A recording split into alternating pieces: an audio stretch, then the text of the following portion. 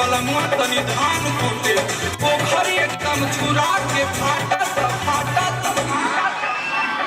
पवन फतर कटनी बातिया के लुभावले रोजे सुते तनी मच्छरदानी रे हो ए सखी सुनता तू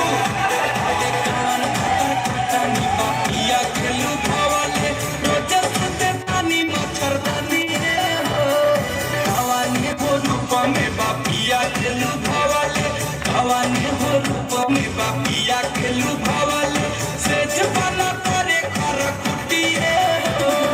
भवन साउतीन मती पिया के मरले काटनियन गड़े मोर जवानी हो मीरा हाथे याग जस जस ले नगिनिया सेज बना फेरी कर बटिए हो भवन खतर खटानी बापिया के लुभावले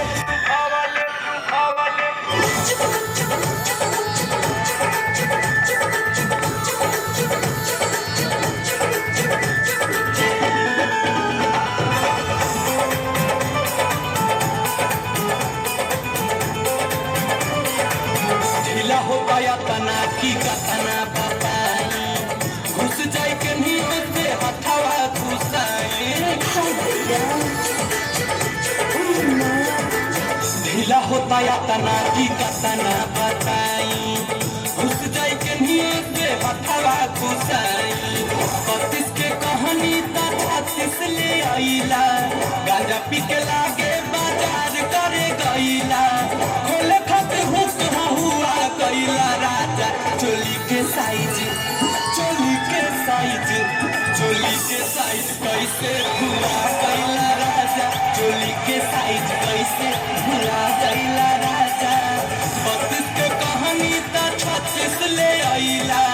गांजा पी के लागे बाजार करे गईला खोले खातिर भूख हुआ कैला राजा चोली के साइज कैसे भुला कैला राजा चोली के साइज कैसे भुला कैला राजा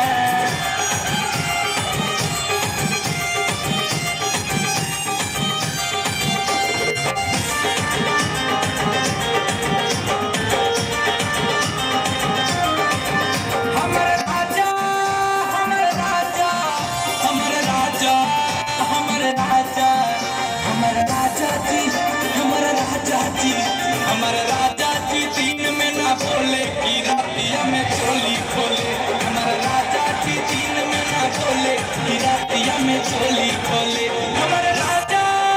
हमारे राजा हमारे राजा हमारे राजा हमारे राजा जी हमारे राजा जी हमारे राजा जी दिन में ना बोले कि रातिया में चोली खोले हमारे राजा जी दिन में ना बोले कि रातिया में चोली खोले रोज फुसलावे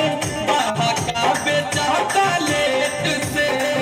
मादी मादी माता की बोलावे पिछला गेट पे चढ़ल जवानी के नतिया चाहे नाच करे के चढ़ल जवानी के नतिया चाहे नाच करे के